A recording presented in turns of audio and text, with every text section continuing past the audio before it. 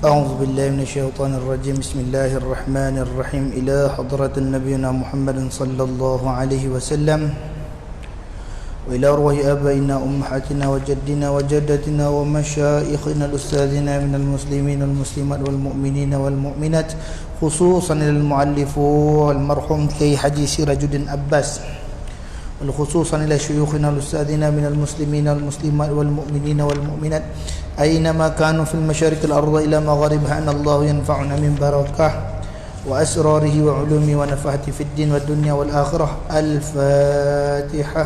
أعوذ بالله من الشيطان الرجيم. بسم الله الرحمن الرحيم. الحمد لله رب العالمين الرحمن الرحيم مالك يوم الدين إياك نعبد وإياك نستعين اهدنا الصراط المستقيم صراط الذين أنعمت عليهم غير المغضوب عليهم ولا الضالين.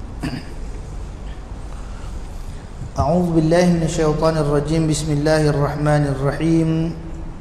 أحييكم بالتحية الإسلام سلام. السلام عليكم ورحمة الله وبركاته. الحمد لله ثم الحمد لله. الحمد لله. أهلا وسهلا بكم، مرحبا بوصية رسول الله صلى الله عليه وسلم. الحمد لله رب العالمين، والصلاة والسلام على أشرف الأنبياء والمرسلين وعلى آله وصحبه أجمعين. سبحانك لا علم لنا إلا ما علمتنا إنك أنت العليم الحكيم. رب اشرح لي صدري ويسر لي أمري واحلل عقدة من لساني يفقه قولي. أنا من الإنسان ما لم يعلم. الحمد لله رب العالمين، والعاقبة للمتقين ولا عدوان إلا على الظالمين. أشهد ونشهد أن لا إله إلا الله وحده لا شريك له، وأشهد ونشهد أن محمدا عبده ورسوله. اللهم صل وسلم على سيدنا محمد وعلى آله وصحبه أجمعين.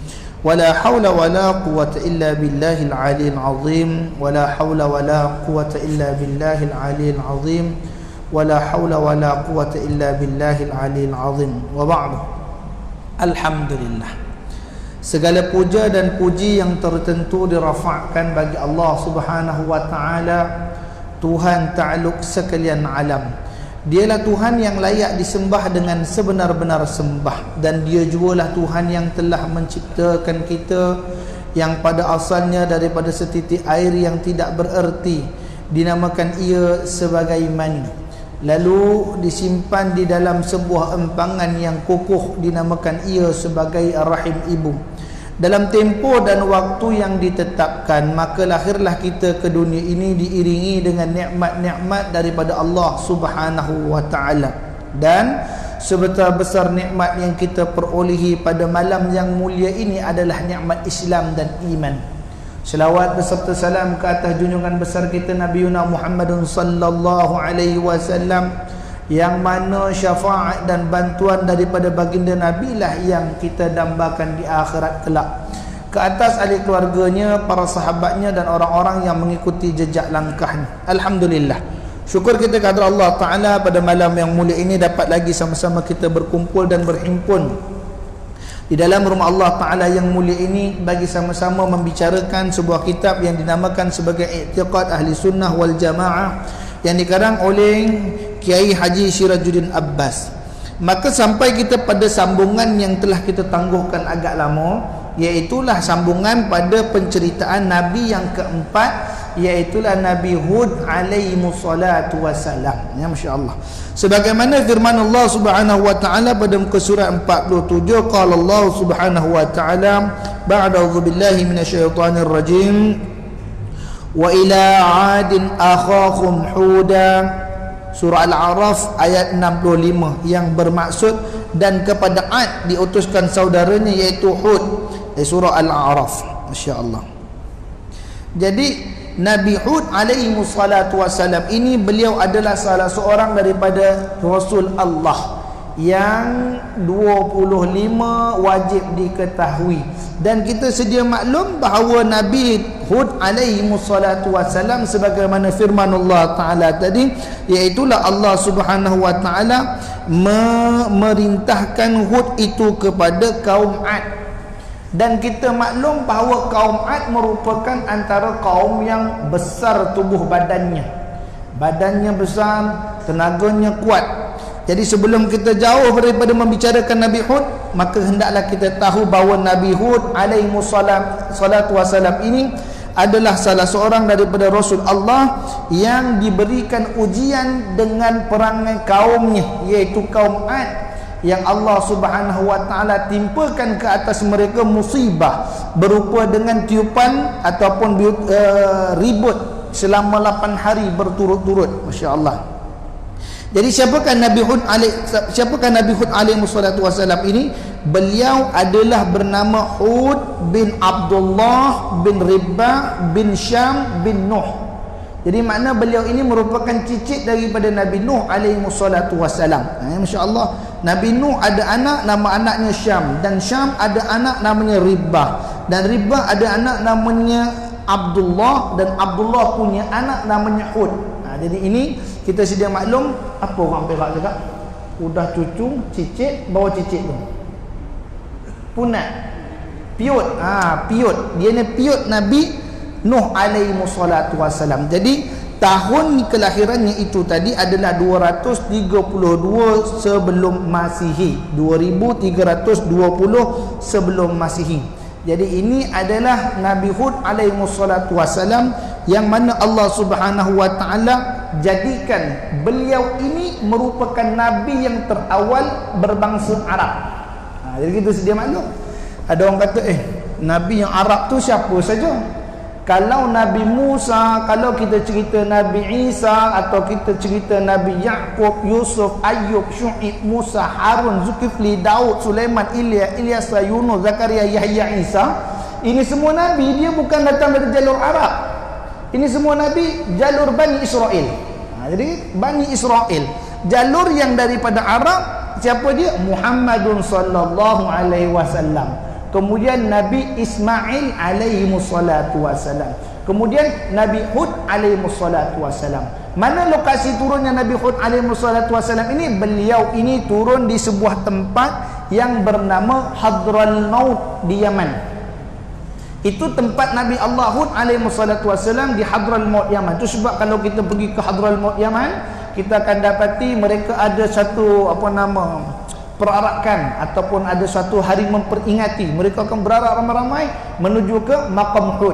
Maqam Hud ni atas satu bukit, ada maqam Nabi Allah Hud alaihi wassalatu wassalam berdekatan dengan masjid yang berwarna putih. Itu Nabi Hud alaihi wassalatu wassalam. Jadi Nabi Hud alaihi wassalatu wassalam ini Allah Ta'ala sebutkan juga dalam firman, dan ingatlah Hud saudaramu kaum Ad, iaitulah ketika memberi peringatan kepada kaumnya di Al-Ahqaf. Al-Ahqaf. Jadi kaum yang tertua di atas muka bumi ini di antaranya ialah kaum Ad, yang mana kita dapati kalau orang gali-gali tanah kemudian jumpa tengkorak besar, jumpa rangka badan besar, mereka akan klaim inilah kaum Ad. Yang mana kepalanya besar, badannya besar, tubuhnya besar. Nanti ada saudaranya kaum Ad namanya kaum Samud. Kaum Samud ni kaum daripada keturunan Nabi Saleh ataupun kaum kelompok Nabi Saleh. Sedangkan kita akan nanti bicarakan Adam, Idris, Nuh, Hud, Saleh. Kaum Saleh ini dia ada satu kaum namanya kaum Samud, yang mana rumah-rumah mereka daripada bukit bukau.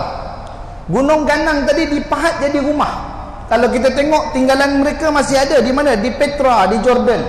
Kalau kita tengok dia orang tebuk bukit-bukit itu, kaum Samud. Kaum setelah Hud.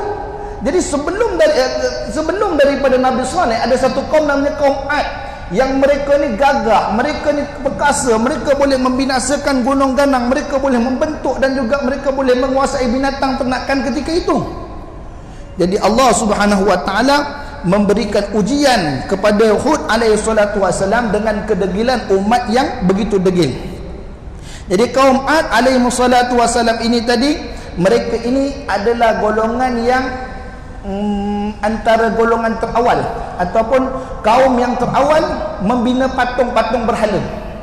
Jadi kita tahu patung-patung berhala ini dibina oleh kaum Ad, yang bernama patung pertama sekali dibina oleh mereka tu apa nama dia? Samud dan Al-Hattar. Itu nama patung yang terawal sekali dalam dunia. Samud, Al-Hattar. Itu nama patung yang disembah sebagai Tuhan mereka. Ini golongan pertama, kaum pertama menyembah berhala. Jadi kalau orang tanya mana datang berhala ni, kaum Ad, pelopor pertama menyembah berhala. Kaum Nabi Nuh dia tak menyembah lagi berhala yang secara terang-terang dengan memberi nama dan beri julukan kepada patung-patung tadi. Tak.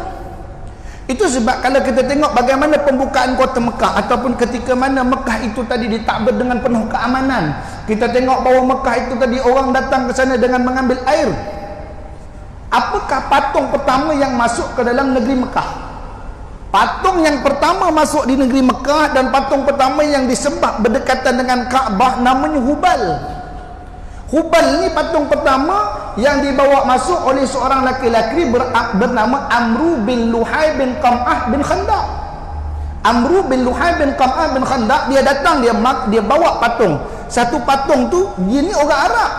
Kemudian dia pergi meniaga di satu lembah. Kemudian dia jumpa dengan satu bangsa Amalik. Siapa dia bangsa Amalik? Bangsa Amalik, Amalik bin Syam bin Nuh, iaitu cicit Nabi Nuh juga. Sedang kita kata keturunan Ad juga. Mereka ni bawa satu patung, mereka menyembah patung. Lalu Amru bin Luhai bin Qam'ah bin Khandaq ni nampak, dia kata, sekalian penduduk kampung Amalik, kata Masya Allah, apa yang sedang kalian lakukan? Kata dia, kami sedang meminta, kami sedang memohon. Kepada apa? Kepada patung-patung ini. Saat kami meminta hujan, dia turunkan hujan. Saat kami meminta kepada mereka itu tadi kemarau, diberikan kemarau. Saat kami minta kebahagiaan, diberi kebahagiaan. Maka kata Amru bin Luhai bin Qam'ah bin Khandaq, kalau begitu titipkanlah kepada aku satu agar dapat aku bawa balik ke Mekah dan aku tunjukkan kepada orang Mekah. Lalu ketika itu diberikan satu patung kepada Amru bin Luhai bin Qam'ah bin Khandaq namanya Hubal. Ana bawa balik Hubal. Besar mana Hubal tu? Bukan besar mana, kecil besar betul mineral je. Bawa datang Mekah, tunjuk kat orang Mekah. Orang Mekah, ini dia Hubal. Sembahlah Hubal. Orang Mekah tak cerdik pandai ke? Orang Mekah cerdik pandai. Pakar bersyair, pakar dengan bidang bahasa, mengira, perniagaan, expert. Jangan kita kira orang pandai itu pandai semata-mata. Minta maaf saya nak sebut, kalau dulu kita ingat lagi kisah ajaran sesat ayah Pin, Allah, berapa banyak orang cerdik pandai dalam tu, surga Allah Ta'ala anu.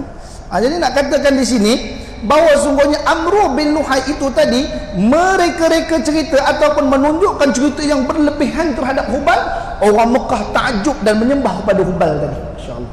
Itu sebab akhir zaman Nabi SAW dah pesan apa dia? Di antara tanda akhir zaman itu apabila orang jahil yang diikuti. InsyaAllah. Orang yang bodoh lalu diikuti. Kata-katanya lebih didengari. Kata-katanya lebih berpengaruh daripada orang yang bijaksana. Ini akan berlaku pada akhir zaman. Dia ni tak cerdik pun, dia bercakap tu tak logik sangat pun, tapi dia kerana kewibawaan ataupun mulut dia tu tadi menjadi pemanis kata kepada orang yang dengar, diikuti dia. Walaupun apa yang disebut tu perkara yang jahil ataupun disebutkan perkara tu perkara yang tak masuk di akal. Ini dia yang berlaku kepada kaum Ad. Mereka menyekutukan Allah Ta'ala dengan kebolehan mereka memahat batu-batu di gunung, mereka memahat tiang-tiang menjadi indah, mereka memahat bukit-bukit menjadi rumah. Lalu mereka menidakkan kekuasaan Allah Subhanahu Wa Ta'ala dalam mentakbir seluruh alam. InsyaAllah. Jadi itu sebab yang diibunda rahmati Allah Subhanahu Wa Ta'ala, kebanyakan para rasul yang diutus dan para rasul yang dikenali sebanyak 25 itu tadi, mereka didatangkan kepada kaum-kaum yang menyembah berhala, kaum-kaum yang terlibat secara langsung dengan penyekutuan kepada Allah Subhanahu Wa Ta'ala, kaum yang rata-ratanya mereka itu tadi degil dengan perintah Allah Subhanahu Wa Ta'ala. Maka pada ketika itu juga Allah Subhanahu Wa Ta'ala menurunkan, Allah Ta'ala memberikan peringatan kepada mereka dengan hadirnya Rasul di antara mereka, insyaAllah. Jadi maka ketika itu setelah mana Allah Subhanahu Wa Ta'ala memberikan peringatan melalui lisannya Nabi-Nabi mereka, melalui teguran-teguran dan kesabaran orang yang menasihati mereka tu, sebab orang yang nak menasihati orang ni, dia bukan menasihati dengan amarah, bukan menasihati dengan apa nada yang Allahumma salli ala sayyidina Muhammad, apa kita kata tu, memberontak ataupun dengan nada yang mengherdik. Tak. Macam mana keadaan dakwah yang diajar oleh Nabi SAW?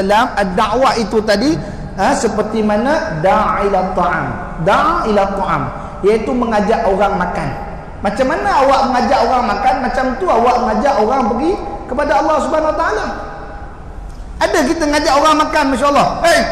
Makan. Makan nak makan. Tak, mana kita nak marah orang saya makan. Macam mana kita jemput orang makan? Tuan, jemput makan insya-Allah. Tak maaf tuan, kalau tak apa sedap jemput makan tuan-tuan insya-Allah.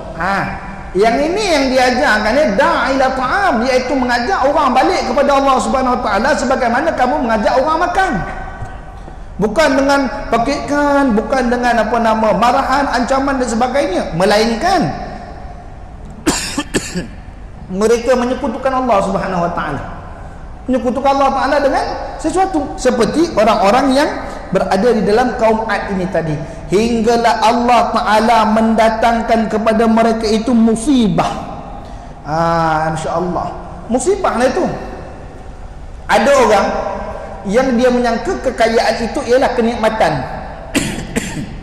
Dia sangka kekayaan itu ialah kenikmatan, tapi hakikatnya itu musibah yang Allah nak bagi pada dia. Ada orang yang diberikan jawatan, disangka itu nikmat bagi dia, walhal musibah yang Allah Ta'ala turunkan kepada mereka. Dan ketika itu Allah Subhanahu Wa Ta'ala menjadikan alam ini tadi sebelum kedatangan Nabi Nuh, sebelum kedatangan Nabi Hud alaihi salatu wasallam dalam keadaan apa? Keadaan binasa. Dunia binasa. Hancur ketika Nabi Nuh alaihi salatu wasallam dan kaumnya dilanda bah besar. Dunia ketika itu dilanda bah besar, dilanda banjir. Setelah itu datanglah cucu daripada Nabi Nuh alaihi salatu wasallam, iaitu Hud alaihi salatu wasallam, dan mereka ini membentuk kabinet ataupun bentuk kabilah-kabilah mereka sendiri. Di antara kabilah yang terkuat pada ketika itu kaum Ad. Orang mana kaum Ad ni? Orang Hadrali Maut, orang Yaman.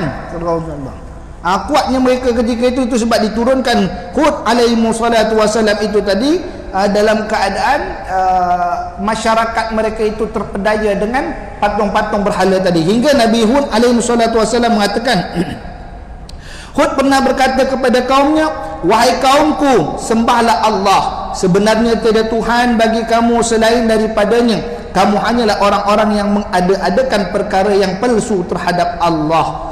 Namun kaum Ad enggan menerima ajaran Nabi Hud alaihi salatu wasallam. Beliau tidak putus asa untuk mengajak kaumnya kembali ke jalan yang benar.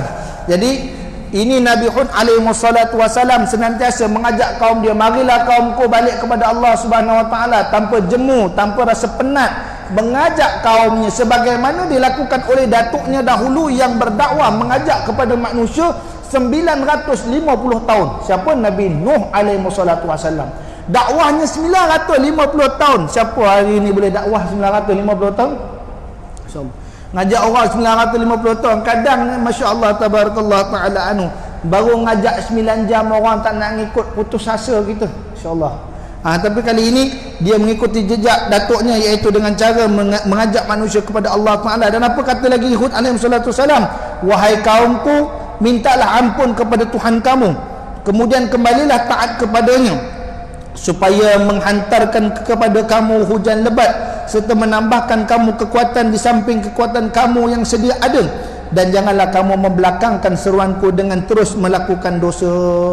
Ini ajak dia. Apa poin yang Nabi Hud ajak? Yang pertama, wahai kaumku, minta ampun pada Allah Ta'ala.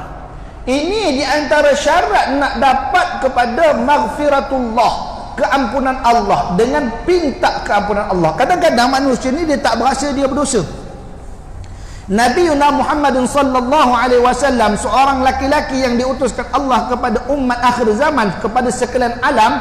Wa ma arsalnaka illa rahmatan lil alamin, diutus Muhammad ini sebagai rahmat sekalian alam. Namun apa yang berlaku pada Nabi? Allah jadikan dia manusia maksum, terpelihara daripada dosa, terpelihara daripada melakukan dosa. Namun apa yang Nabi SAW lakukan? Setiap hari meminta ampun kepada Allah tidak kurang 70 kali. Tak kurang 70 kali Nabi minta ampun pada Allah Ta'ala. Hak kita ni Masya Allah, yang celik-celik mata minta maaf, kata boleh jadi kita dah buat dosa celik mata. Masya Allah. Hatta ketika nak pejam mata pun masih lagi buat dosa. Kita yang selayak dan selebih banyaknya meminta ampun kepada Allah Ta'ala.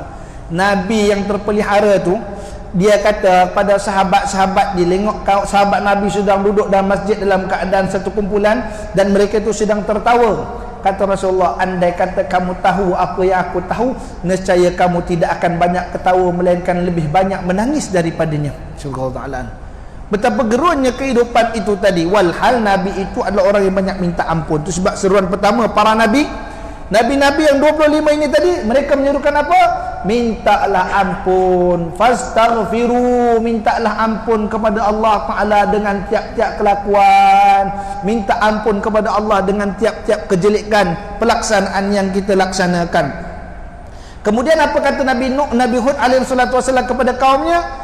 Mintalah ampun kepada Tuhanmu dan kemudian kembalilah taat kepadanya. Jadi maknanya udah minta ampun kepada Allah Subhanahu Wa Taala ni, syaratnya apa? Taati Allah. Tu sebab orang yang beruntung adalah orang yang percaya kepada Allah dan melaksanakan kebaikan dan ketaatan pada Allah. Allah dah sebut dalam surah Al-As, ba'da'udzu billahi minasyaitonir rajim, wal 'asr innal insana lafi khusr illa alladhina amanu wa 'amilus salihati wa tawasaw bil haqq wa tawasaw bis sabr. Demi masa, Allah bersumpah dengan masa. Makna masa ni mana? Daripada awal kejadian sampai kiamat nanti itu masa. Setiap waktu yang berputar itu masa. Allah bersumpah pada tiap detik dan masa itu. Dia apa kata Allah? Innal insana lafi khusr.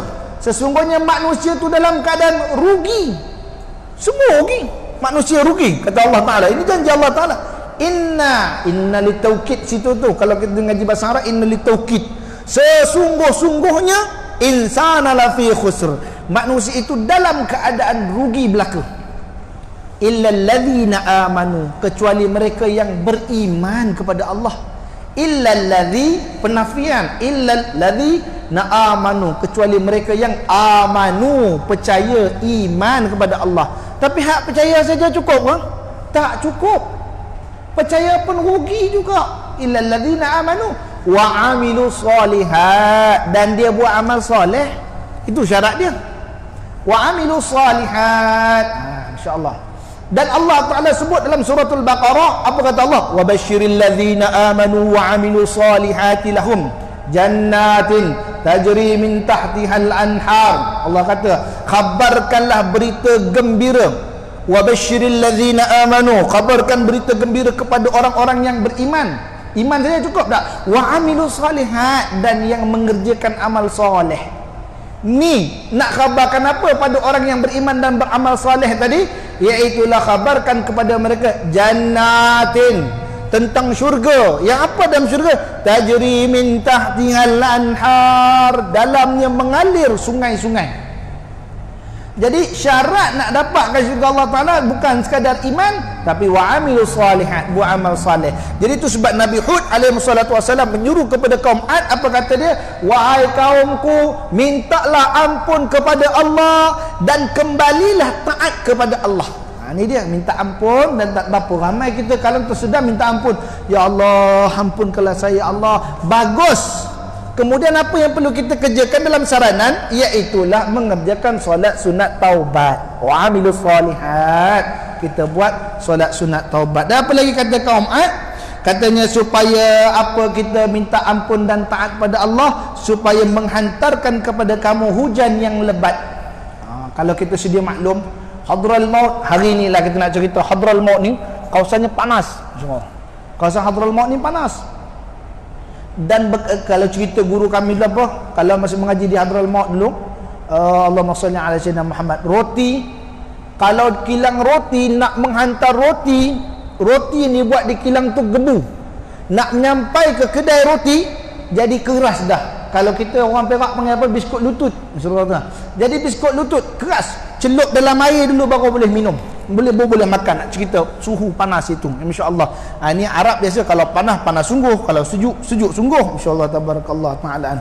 Namun nak cerita sini apa? Mintalah kepada Allah Taala keampunan dan kembalilah taat kepada Allah. Semoga Allah Taala menurunkan kepada kamu hujan yang lebat. Dan apa lagi? Dan supaya menambahkan kekuatan di samping kekuatan kamu yang sedia ada. Kan kita dah cerita tadi, kaum Ad ni kaum yang besar badan mereka, yang kuat gagah perkasa, walhal mereka tak perlukan apa-apa kekuatan lagi dah, insya-Allah. Tapi kata Nabi Hud, kekuatan Allah tu besar lagi. Kalau kamu kembali taat kepada Allah, Allah bagi kamu kekuatan, Allah bagi kamu kesihatan. Ni semua kerja Allah Subhanahu Wa Taala. Bukankah kita pernah tahu bahawa dalam dunia ni ada beberapa orang yang dikembalikan umurnya oleh Allah Taala?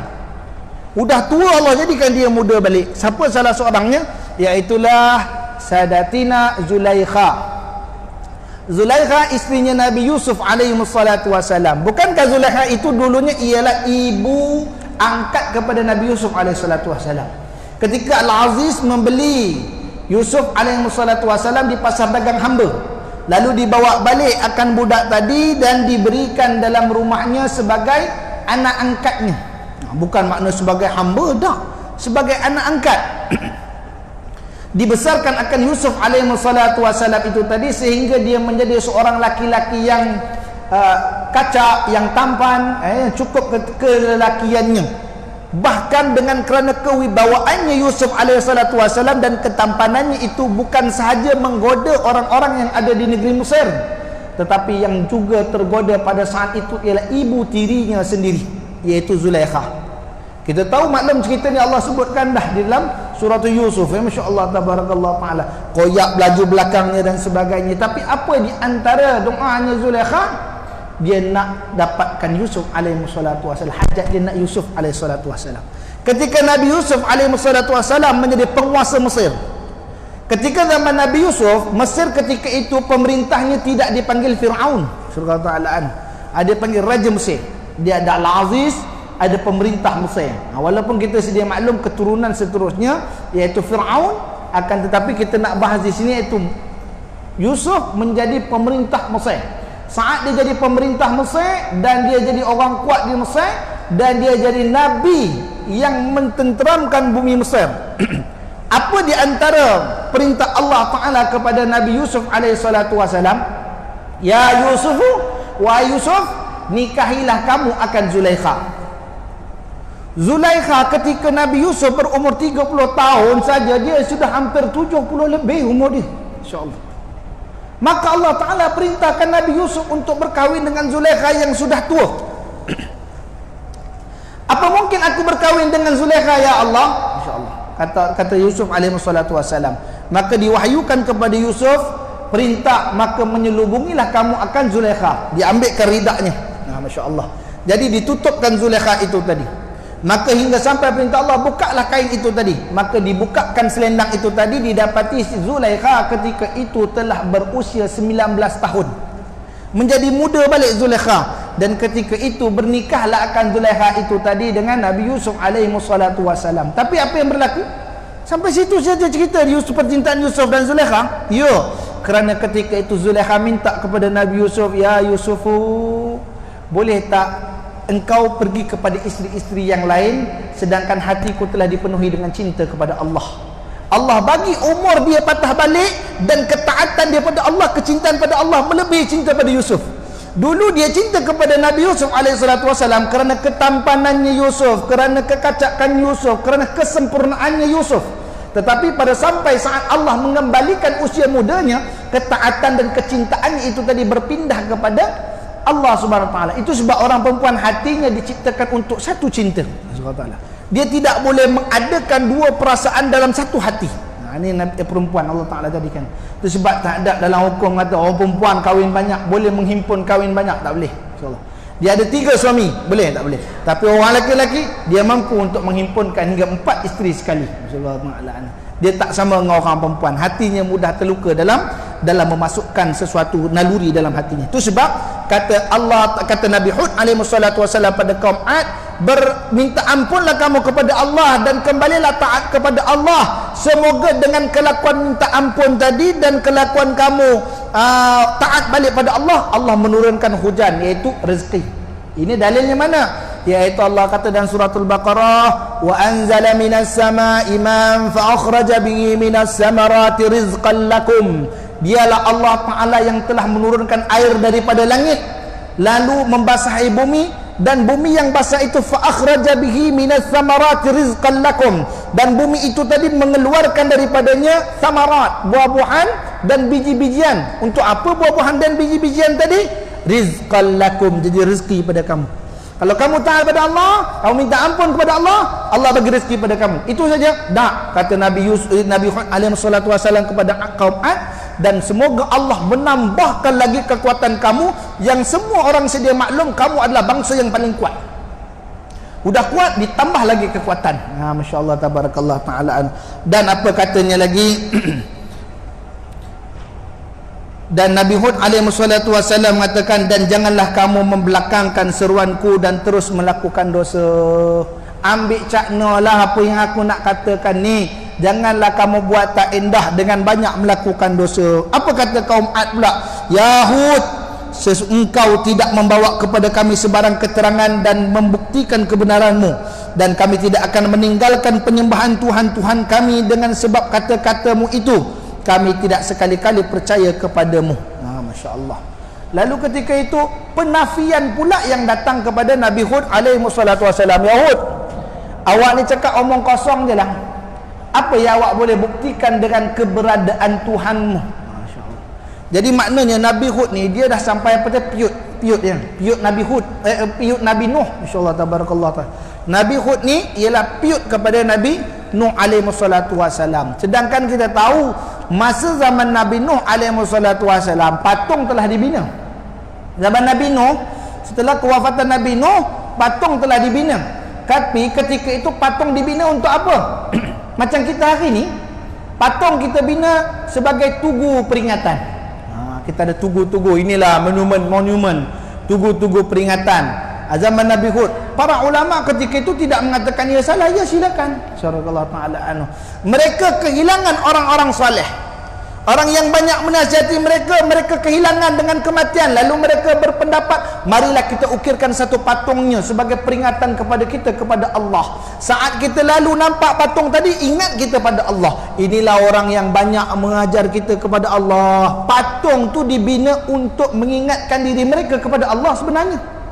Generasi yang kedua pula datang, mereka ini datang kepada patung tadi. Ya Allah, ketika mereka dilanda dengan kemarau, apa kata mereka? Ya Allah, dengan berkat orang soleh ini, ini tu patung tadi itulah. Ya Allah, dengan berkat orang soleh ini, ya Allah, turunkanlah hujan kepada kami, ya Allah. Hujan pun turun, Masya Allah.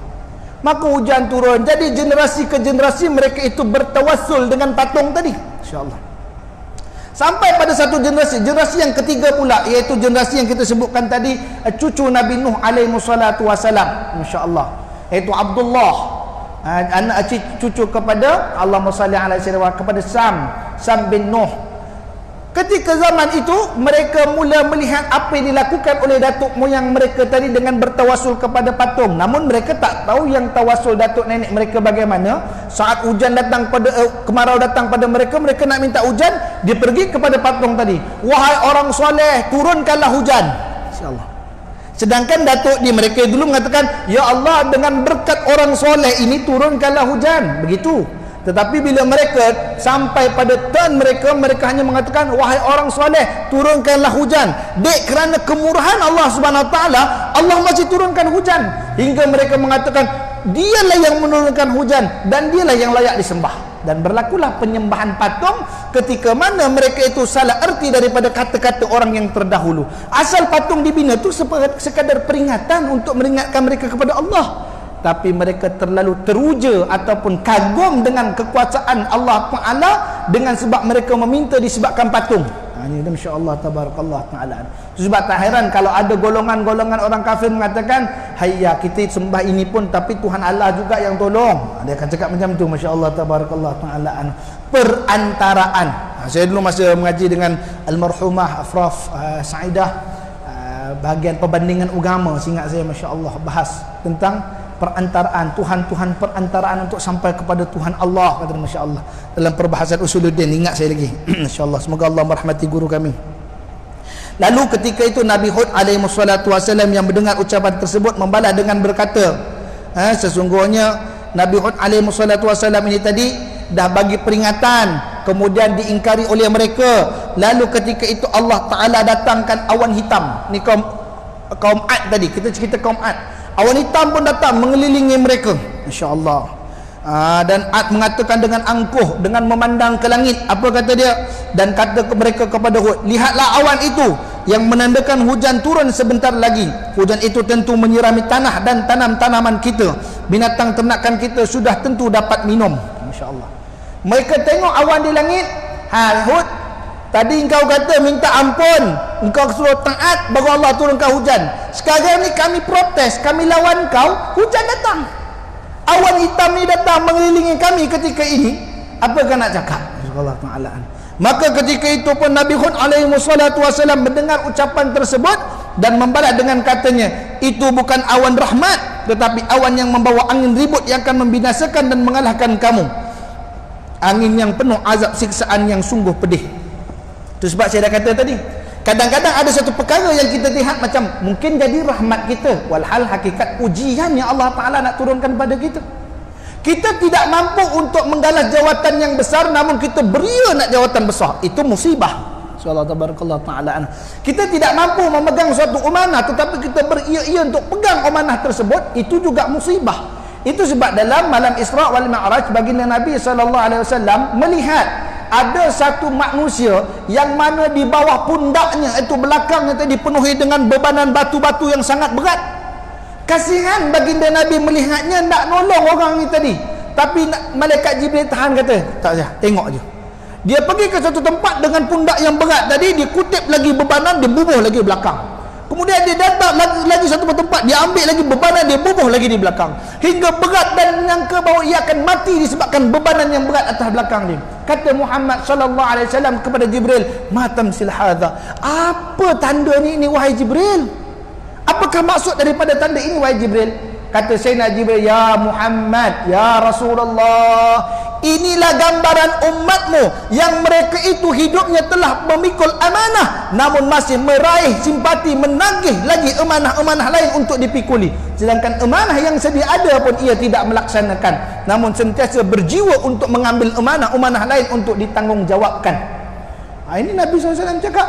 Jadi begitulah kadang-kadang kita melihat sesuatu yang kita ingatkan sebagai rahmat, tetapi tak, musibah. Masya Allah tabarakallah ta'ala anhu. Itu kata Nabi Hud alaihi salatu wasallam kepada kaum Ad. Kaum Ad kata, tengok ni, langit dah sampai, hujan pun turun, kejap lagi kita punya tumbuhan pun hidup, minuman boleh bagi pada binatang ternakan. Apa kata Hud? Dah, ini hujan yang bawa kebinasaan, bukan hujan rahmat. Ini adalah angin tiupan kencang yang akan membinasakan kamu. Masya Allah. Maka selesai daripada kata-kata Nabi Hud alaihi salatu wasallam itu tadi, maka muncullah angin yang meniup dengan dahsyatnya. Binatang ternakan kaum Ad diterbangkan angin.